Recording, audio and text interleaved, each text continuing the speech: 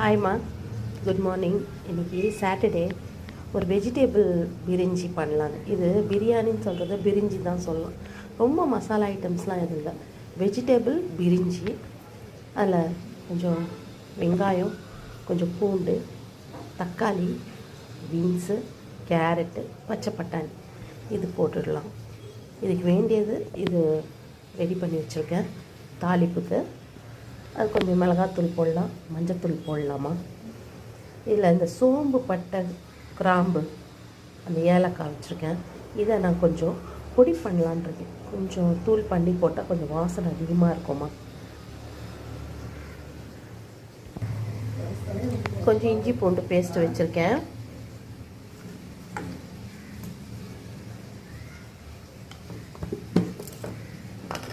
இப்போது தாளிக்க போகிறேன். குக்கர் வச்சுருக்கேன். அதில் கொஞ்சம் ரீஃபைண்ட் எண்ணெய் ஊற்றிருக்கேன். 1 ஸ்பூன் நெய் போட்டிருக்கேன். இது நல்லா எண்ணெய் காஞ்சி வந்திருக்கு. காஞ்சி வந்ததுக்கப்புறம் நான் அரைச்சி வச்சுருக்கேன் இந்த சோம்பு, பட்டை, கிராம்பு எல்லாமே. இந்த மசாலா போதும், இந்த வாசனை போதும். கொஞ்சம் கிராம்பு முழுசாக போட்டிருக்கேன்.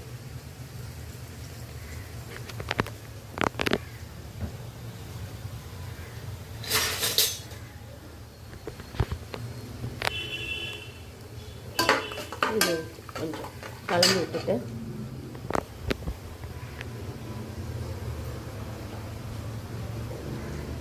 அதிலே கொஞ்சம் வெங்காயத்தை போடுங்க.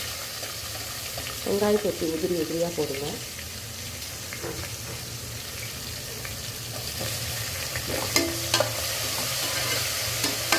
இது வெங்காயம் தான் இதில் ஸ்பெஷலாக கொஞ்சம் நல்லா வதங்கி வரணுமா. வெங்காயம் வதங்கும் போது கொஞ்சம் இந்த பூண்டெல்லாம் போட்டுடுறேன்.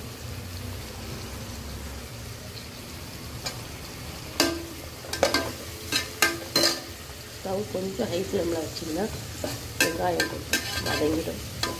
வேணா லைட்டாக கொஞ்சம் சால்ட் போட்டால் கூட வெங்காயம் சீக்கிரம் வதங்கணுன்னா அந்த மாதிரி கொஞ்சம் லைட்டாக கொஞ்சம் கொஞ்சம் லைட்டாக அது ஒரு சால்ட் போட்டிங்கன்னா இந்த வெங்காயம் கொஞ்சம் வதங்கிடும்.